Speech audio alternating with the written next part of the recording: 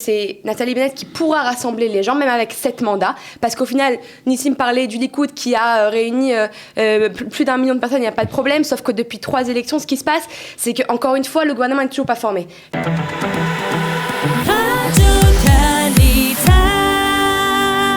Binyamin Netanyahou qui fait des efforts pour former sa coalition. Il a reçu des mains du président le mandat justement pour former un gouvernement. Est-ce qu'il va réussir ? Quels seront, jusqu'à où il ira pour justement arriver à former un gouvernement? C'est ce que nous allons essayer de voir avec le débat que nous allons organiser à présent, un débat avec des représentants des différents partis, puisque nous l'avons fait le lendemain des élections. Nous allons le refaire pour faire justement un point justement sur cette formation du gouvernement et cette formation de la coalition. Et nous allons le faire avec Shirel Di Napoli Atia qui est dans le studio avec nous. Shirel, bonjour. Bonjour Olivier. Représentante de Yamina. Marilyn Smadja en Zoom. Bonjour Marilyn, Boker Tov. Bonjour, Boker Tov à tout le monde. Atikva Hadasha de Gideon Sar. Nous sommes aussi avec Nissim Slama du Likoud. Bonjour. Merci d'être avec nous. Bonjour, Shabbat Shalom. Shabbat Shalom. Et Yonatan Alexandre du parti Yesh Atid. Bonjour Yonatan. Bonjour. Alors, on va commencer justement avec vous, Yonatan, parce qu'on a la représentante de Yesh Atid, Yair Lapid, qui a fait des déclarations justement concernant donc sa volonté de donner à Naftali Bennett la possibilité d'être Premier ministre dans un système de coalition, dans un gouvernement de coalition qu'il formerait ensemble. Il a proposé même que Naftali Bennett soit le premier dans cette coalition. On a l'impression, quelque part, que Yair Lapid n'a pas trop envie d'être Premier ministre. Bon, je pense simplement que Yair Lapid a dit à 2 reprises déjà, a laissé son ego sur le côté. En fait, avec Gantz, en fait, il a laissé passer en premier, parce que Gantz avait le plus de chance à l'époque de faire remporter les élections. Et puis, en fait, ensuite, aujourd'hui, il fait la même chose. L'important pour lui, et pour nous, et pour moi surtout, c'est le changement. On n'est pas un parti dans lequel on a un culte de la personnalité. Pour moi, Yair Lapid, c'est seulement le conducteur qui va m'amener là où je désire aller, c'est-à-dire la démocratie, tout simplement. Vous n'avez pas le culte de la personnalité, donc c'est quand les primaires chez vous? Parce que nous, on a eu des primaires l'année dernière qui ont décidé c'est qui le chef du parti. Dites-moi juste quand c'est les primaires, s'il n'y a pas de culte de personnalité, il doit y avoir des primaires. Monsieur Slama, il faudrait comprendre d'abord ce que ça veut dire aussi les primaires, parce que dans les primaires, on sait très bien... on sait très bien comment on avance aussi certaines personnes. Donc quand Gideon Sar il perd les primaires, ce qu'il fait, c'est qu'il va faire un autre parti. Ça veut dire une démocratie qui a depuis tellement de mandats. Moi, je vous dis ce que c'est la démocratie. La démocratie, c'est accepter la règle des urnes. La démocratie, c'est que quand on perd dans les urnes, attendez, on a perdu. Alors, attends. Vous pouvez réfléchir aussi à certains points, monsieur Slama. Alors, attendez. On dit merci beaucoup. Il y a une règle. On ne fait pas un autre parti. On laisse Olivier poser sa question. Vous pouvez continuer, mais la réalité La démocratie, c'est de savoir actuellement. perdre aussi. La démocratie, c'est de savoir perdre aussi. De la même manière que Gideon Sar n'a pas su perdre et qu'il a fait un autre parti. De la même manière que la gauche en Israël ne sait pas perdre aux élections et va devant la justice et utilise la justice comme outil tyrannique pour remplacer les élections. C'est de la même manière. Alors attendez, on va faire un peu d'ordre. On va faire un peu d'ordre parce que la personne s'entend. Personne s'entend. Nissim, une petite seconde. Rappelez-moi quand il y a les primaires et on parlera du culte de la personnalité. Alors attendez, on va faire un peu d'ordre parce que personne s'entend. Nissim. Il y a le culte de la personnalité, le parti sans les primaires. On va pas y arriver comme ça. Nissim. Le parti qui a accepté les élections, il y a le culte de la personnalité. Le parti qui n'accepte pas les résultats des élections et des primaires et des élections générales, il n'y a pas de culte de la personnalité. Alors Nissim, excusez-moi un peu, arrêtez un peu les Nissim, s'il vous plaît. Nissim, on va faire un peu d'ordre parce que sans ça on ne va pas y arriver, Nissim. Marilyn et Yonatan et Shirel aussi qui est à côté de moi. Je vous demande d'essayer d'écouter parce que je sais que c'est un peu difficile en Zoom, mais essayez d'écouter les questions et puis aussi essayer d'écouter ce que les autres disent pour pouvoir comme ça avoir un dialogue et pas seulement qu'une personne parle. Alors on va continuer un peu que dans ce débat, et je voudrais m'adresser maintenant à Chirad qui se trouve à côté de moi dans le studio et parler plus particulièrement justement de Naftali Bennett. Alors, je pense pas me tromper en disant que vous étudiez sciences politiques à l'Université de Jérusalem. Exactement. Alors, est-ce que d'une façon, en tant qu'étudiante, voilà, en sciences politiques, est-ce que vous pensez que c'est normal qu'un parti qui a 7 sièges à la Knesset, que le chef de ce parti puisse se retrouver peut-être, et c'est un scénario, on l'a vu ce matin, qui est tout à fait possible, puisse se retrouver Premier ministre. Est-ce que vous pensez que c'est logique au niveau, on va dire, vraiment théorique, d'abord? Alors, tout d'abord, je pense que c'est non seulement logique, mais en plus, c'est possible. C'est possible, oui. Nous sommes en Israël, la loi israélienne permet, nous sommes dans un gouvernement parlementaire, ce qui veut dire que même un seul député avec un seul mandat peut devenir Premier ministre. Dans les 3 élections précédentes, Naftali Bennett avait recommandé Benyamin Netanyahou. Qu'est-ce qui en est sorti comme résultat? Il s'est fait boycotter, il s'est fait mettre de côté. Et depuis le début, Naftali Bennett suit la même ligne directrice. Il a dit qu'il s'auto-recommanderait, c'est ce qu'il a fait. Il n'a pas exclu de discuter et de négocier avec Benyamin Netanyahou, mais il s'est auto-recommandé, à juste titre. Il est sorti de tout ce côté anti-Bibi, pro-Bibi. Il s'est donné les cartes en main pour, encore une fois, pouvoir, oui, créer un gouvernement. Je pense que c'est Naftali Bennett qui pourra rassembler les gens, même avec 7 mandats. Parce qu'au final, Nissim parlait du Likoud qui a réuni plus d'1 million de personnes, il n'y a pas de problème. Sauf que depuis 3 élections, ce qui se passe, c'est qu'encore une fois, le gouvernement n'est toujours pas formé. Ça veut dire qu'à un moment donné, il faut se rendre à l'évidence. C'est un gouvernement parlementaire où chacun a la possibilité de créer ses coalitions. Donc absolument, je pense qu'il peut le faire. Nissim, jusqu'à où Benyamin Netanyahou ira justement pour former ce gouvernement? Jusqu'à où il ira avec, plus particulièrement avec Naftali Bennett? Ok, d'abord, toute la question à Benyamin Netanyahou, je pense que la meilleure personne qui peut répondre, c'est Benyamin Netanyahou et pas Nissim Slama. Moi, ce que je peux donner, c'est mon opinion, et c'est elle à peu près celle du Likoud. Ok. Maintenant, par rapport à Naftali Bennett, si Naftali Bennett a décidé de se suicider politiquement pour l'avenir en formant un gouvernement de gauche... Naftali Bennett ne formera pas de gouvernement de gauche. C'est ce qu'il explique depuis le départ. On n'a pas dit tout à l'heure qu'on laisse parler les gens. Ok, alors je vous laisse parler, après je répondrai. Vous ne laissez pas parler les gens et vous suicidez. Alors allez-y, après je répondrai. Parce que c'est l'argument utilisé à chaque fois qu'il faut un gouvernement de gauche, mais allez-y. Alors Nissim, Naftali, après on laissera la parole. Avec ses députés et tout le reste pratiquement, c'est la gauche israélienne voit le centre avec Sahar. C'est pas vraiment un gouvernement, on va dire, c'est ni l'Union nationale, parce que tu jettes 2 millions de personnes qui ont voté, c'est ni un gouvernement de droite, alors sûrement pas.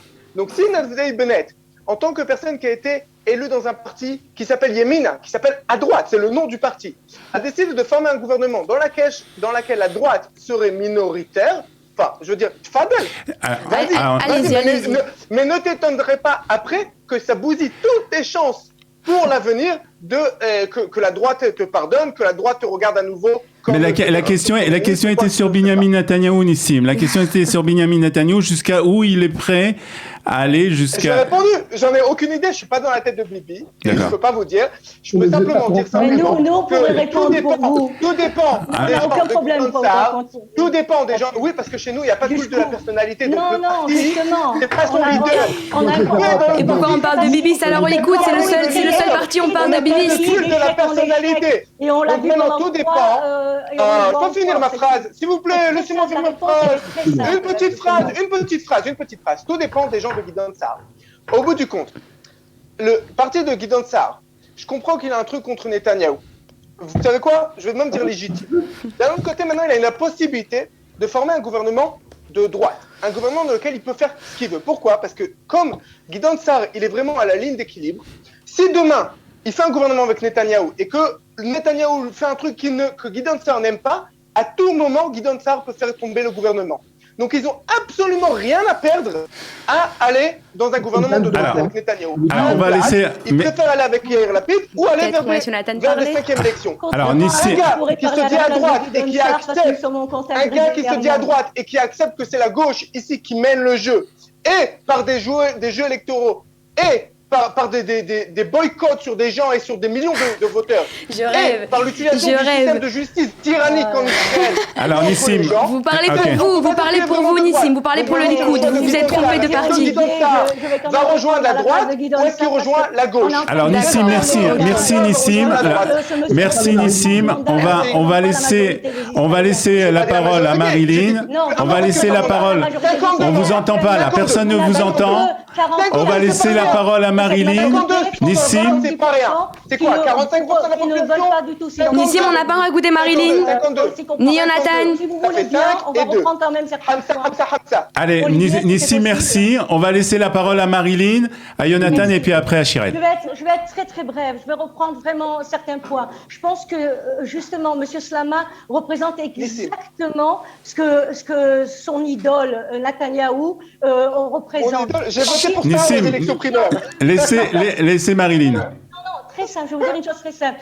Je respecte énormément les gens du Likoud et j'ai encore et toujours énormément d'amis parmi les milices et les gens qui ont voté Likoud cette fois-ci. Mais ce qu'il faut comprendre, c'est que régulièrement, sur le compte de l'État politique, moral, économique de l'État d'Israël, donc en ne mettant pas plus la priorité sur l'État d'Israël, nous avons un numéro 1 de nous vendre tout simplement de la poudre aux yeux. Et je vais vous donner 2 exemples très clairs de poudre aux yeux qui a été abordé. D'abord, le premier point qui a été abordé, c'est ce qu'on appelle la droite et la gauche. Ça me fait extrêmement rire quand j'entends aujourd'hui des gens du Likoud, et donc évidemment notre Premier ministre actuel, nous dire qu'il veut former un gouvernement de droite dure, ce qu'il appelle Yemin Malé Malé. Aujourd'hui, la majorité de la droite n'est pas dans les 46% des gens qu'il a pu réunir. Absolument. C'est-à-dire qu'aujourd'hui,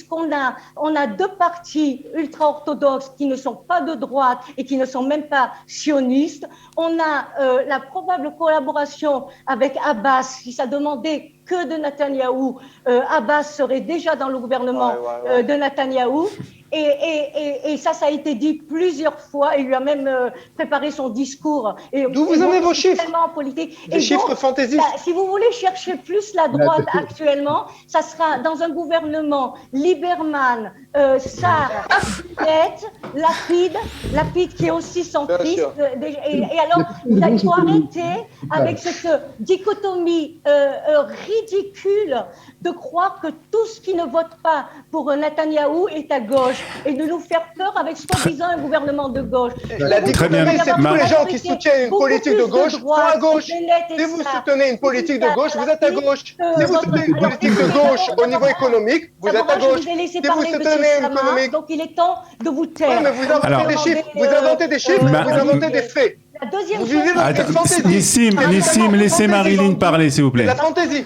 Laissez Marilyn parler, on vous redonnera la parole après. Simple Yom HaShoah. À moi je du Yom HaShoah. Savez-vous, Monsieur Slama, qu'il y a 25% des gens rescapés de la Shoah qui sont encore aujourd'hui, après 15 ans de régime sous Netanyahou, sous le seuil de la pauvreté. Or, qu'est-ce qu'on entend? Il y a 70% qui sont dessus. Donc il y a 70% qui sont dessus. Est-ce que vous respectez un peu Mais c'est des chiffres fantaisistes, vous racontez des trucs qu'on a pris n'importe quoi. Le seuil de la pauvreté, c'est un faux seuil, ça va absolument rien dire. Votre parti demande à Binyamin Ashkar, de votre parti, c'est quoi le seuil de pauvreté? Et c'est exactement ce que Rivlin a dit, une instrumentalisation de la Shoah. Qu'est-ce qui a été dit pendant ce discours? De nous faire croire que le plus important en Israël sont 3 sujets qu'a été capable d'amener M. Netanyahou. 1, les vaccins. Or, les vaccins, c'est vrai que nous sommes vaccinés, tant mieux que nous sommes vaccinés, mais nous ne sommes pas le seul pays à avoir été vaccinés. Déjà, la première chose. Et donc, Monsieur Vaccin qui est passé de Monsieur Sécurité, parce qu'il n'avait pas amené la sécurité en Israël. Et qu'il il n'y a pas de sécurité en Israël. Il y a des attentats tous les jours en Israël. Il n'y a pas de sécurité. Zéro niveau social, y compris pour les rescapés de la Shoah. Marilyn, on termine. C'est du grand n'importe quoi. Marilyn, on termine. On donne la parole. Alors, l'Iran, écrivez des livres de science-fiction. Fantaisie ou science-fiction? C'est un moins grand danger que ce qui se passe actuellement à l'intérieur du pays. Marilyn. Dubaï, sachez qu'il n'y a que des gens qui sont aisés qui peuvent y aller et certainement pas les 2 millions de pauvres en Israël. Merci Marilyn. On termine. Merci Marilyn. On donne donne la parole. On donne la parole à Jonathan Alexandre et après Chirel. Oui, on aimerait réagir nous aussi, s'il vous plaît. Nissim, Marine, on aimerait aussi réagir. On aimerait aussi parler. Dans la veine de ce que Marilyn vient de dire, que Netanyahou a tellement divisé le pays qu'aujourd'hui, même lui ne peut plus recoller les morceaux. En fait. Il se retrouve devant un puzzle et il ne sait plus comment le résoudre. La seule manière de le résoudre, c'est d'amener des Arabes et de s'appuyer peut-être sur Rabbi Kanievski, j'ai vu l'autre jour, Rabbi Shmuel Eliyahu, qui disent qu'aujourd'hui, il vaut finalement mieux un arabe qu'un gauchiste. Non mais c'est quand même le comble. Et en plus, de l'autre côté, il se retrouve avec Benjamin Bezalel Smotrich, qui a dit le jour de la Shoah quand même, que les Arabes qui ne pensent pas que la terre d'Israël appartient aux Juifs n'ont pas de place dans ce pays. Donc c'est assez ça, il se prépare un sacré tour de force quand même, donc parvenir à faire le plein. Et tout ça en convainquant Bennett en plus de rejoindre le gouvernement, ce que je crois qu'il ne fera pas quand même. Enfin, on va demander à Chirel peut-être de... J'attends de pouvoir répondre. Chirel va répondre justement. Ok, alors plusieurs choses. Déjà, la question qui lui reste, c'est de débaucher 2 membres de l'opposition, de faire un Gantz quelque part. J'ai lu que Sharon Haskel du parti Tikva Hadasha a dit en riant qu'on lui avait proposé la moitié du royaume pour rejoindre le gouvernement. Et à Guidon Sar aussi, on lui a proposé, après un an d'être Premier ministre, c'est ce que Netanyahou lui a proposé. Il ne faut pas oublier qu'avec 6 mandats... Alors Chirel maintenant, on va donner la parole à Chirel du parti Yemina. Alors oui Olivier, je voudrais revenir à ce qui a été dit précédemment, parce que je reviens quand même au sujet de Naftali Bennett. Comment ça va se passer? Est-ce qu'il va pouvoir former un gouvernement? Tout d'abord, ça me fait beaucoup rire quand j'entends des gens du Likoud comme vous, cher Nissim, dire que Benjamin Netanyahou va un gouvernement de droite, alors qu'au lendemain des élections, au lieu d'aller voir Naftali Bennett et Gideon Sa'ar, il s'est précipité voir un parti, non pas arabe, un parti islamiste. En tant que femme de droite, on oublie même mon côté Yamina, je trouve ça inadmissible, catastrophique, d'accord j'ai voulu laisser parler, maintenant, c'est à moi de répondre. C'est à moi de répondre, Nissim, s'il vous plaît. Donc je continue, absolument, il a continué. Ah, c'est faux. Et pourquoi Tsahi Hanegbi, l'un des plus proches candidats du Likoud, a confirmé qu'il y a pensé. Il a publié lui-même. Et Nissim, au sein même du Likoud, je pourrais parler au sein même du Likoud, les libéraux du Likoud ainsi que le Likoud francophone ont coécrit, je suis en train de parler, ont coécrit une lettre pour supplier Benjamin Netanyahou de ne pas aller avec Ram.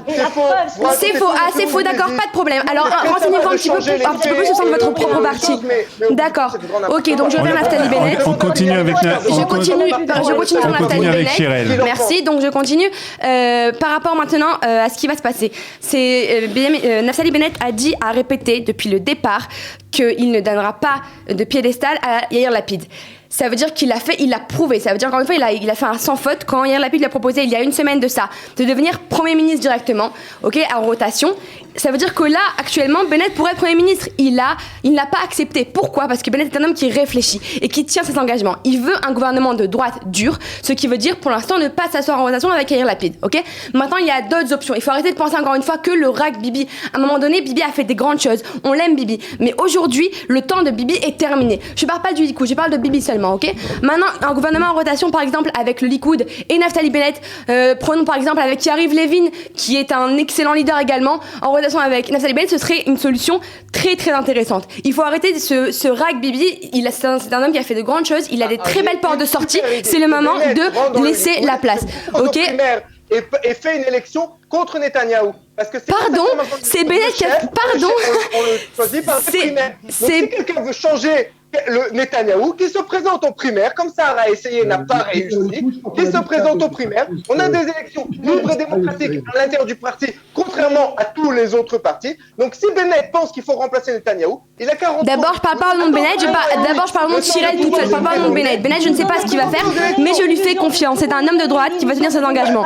Je parle pas au nom de Bennett. Il y a une personne qui n'a jamais été au Likoud, qui a toujours été connu comme quelqu'un de gauche, va me dire comment ça se passe au Likoud. Moi qui ai voté pour Gideon Sa'ar au Likoud, j'ai voté pour Gideon Sa'ar. J'ai voté pour Gideon Sa'ar et maintenant je suis au Likoud et on a le droit de voter autre chose. Vous donnez tout le temps des illusions, vous nous vendez. Alors parlez du Likoud et non pas de Benjamin Netanyahou, parlez du parti le Likoud. Vous parliez du culte de la personne. Netanyahou à la tête du Likoud, qu'il se présente aux primaires du Likoud. On a une démocratie interne. Si quelqu'un veut... Vous appelez ça une démocratie? Il y a des primaires primaires auxquelles j'ai participé, des primaires dans lesquelles j'ai voté contre Netanyahou. La preuve, c'est que j'ai voté contre Netanyahou et me voilà. Et vous le défendez avec autant de force. En train de défendre le c'est drôle quand même. Jusqu'à demain, les gens sont marre. Alors, on va bientôt, on va devoir terminer. Je voudrais poser une question. À Nissim pour terminer.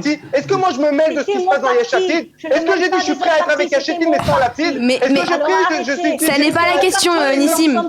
Ça n'est pas la question. C'est hautain, c'est être hautain, c'est vouloir dire aux gens quoi faire. Donc Marilyn, alors attendez, on va devoir terminer dans 2 minutes. Une dame de gauche qui est partie d'un parti à l'autre à gauche, aujourd'hui veut décider ce qui se passe pour le Likoud et veut choisir pour le Likoud qui va être à la tête de Likoud.